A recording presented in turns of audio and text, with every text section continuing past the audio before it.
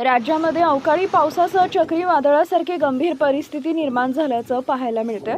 येत्या 24 तासांमध्ये या काही जिल्ह्यांमध्ये मोठं संकट महाराष्ट्रावर चालून येते।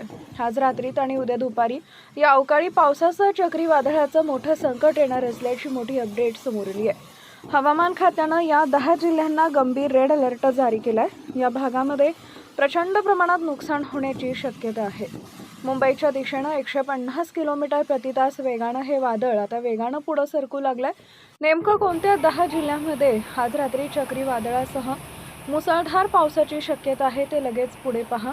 त्या अगोदर तुम्ही आपल्या चॅनलवर नवीन असाल तर चॅनलला सबस्क्राइब जरूर करा, जेणेकरून अशा प्रकारच्या अपडेट्स या तुमच्यापर्यंत पोहोचत राहतील। आज रात्री या 10 जिल्ह्यांमध्ये भयंकर अवकाळी पाऊस वादळ घुसण्याची शक्यता वर्तवण्यात आली आहे। नेमकं कोणत्या जिल्ह्यामध्ये आज रात्री अवकाळी पावसासह चक्रीवादळ मुसळधार पावसाची शक्यता आहे ते लगेच पुढे पहा। वर्षातील पहिल्याच महिन्यामध्ये थंडीसह अवकाळी पावसानं धुमाकूळ घातल्याचा सध्या पाहायला मिळतोय।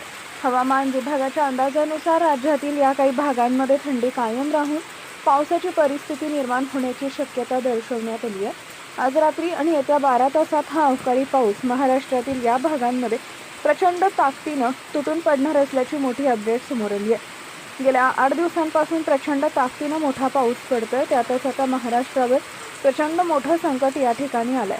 काल मुंबईसह इतर राज्यांमध्येही अवकाळी पावसानं प्रचंड वादळानं थैमान घातलाय। हा प्रकार माजवलाय, त्या ठिकाणी सगळ्यात मोठा पाऊस देखील पडलाय। तुम्ही त्या टीव्हीला सुद्धा पाहिले असतील।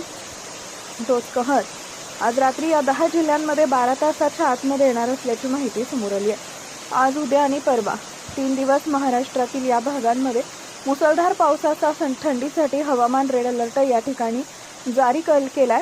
ताशी 50 किलोमीटर वेगानं हे चक्रीवादळ महाराष्ट्राच्या दिशेनं पुढे सरकत आहे। हवामान खात्याच्या ताज्या अंदाजानुसार सध्या तामिळनाडूमधील काही भागांमध्ये मुसळधार पावसाची शक्यता आहे। उत्तर भारतीय मैदानी प्रदेशात आणि केरळमध्येही पावसाचा अंदाज आहे, तर महाराष्ट्रात पावसाची शक्यता कमी असून हवामान मुख्यत्वे कोरडे राहण्याची शक्यता असं दिसतंय। त्यासोबतच महाराष्ट्रातील छत्रपती संभाजीनगर, पुणे, रायगड, हिंगोली, परभणी, नांदेड, लातूर, धाराशिव, सातारा, सोलापूर, पुणे, रायगड, रत्नागिरी आणि सिंधुदुर्ग या जिल्ह्यांना हवामान खात्यानं 5 मिनिटांपूर्वी अलर्ट जाहीर केलाय।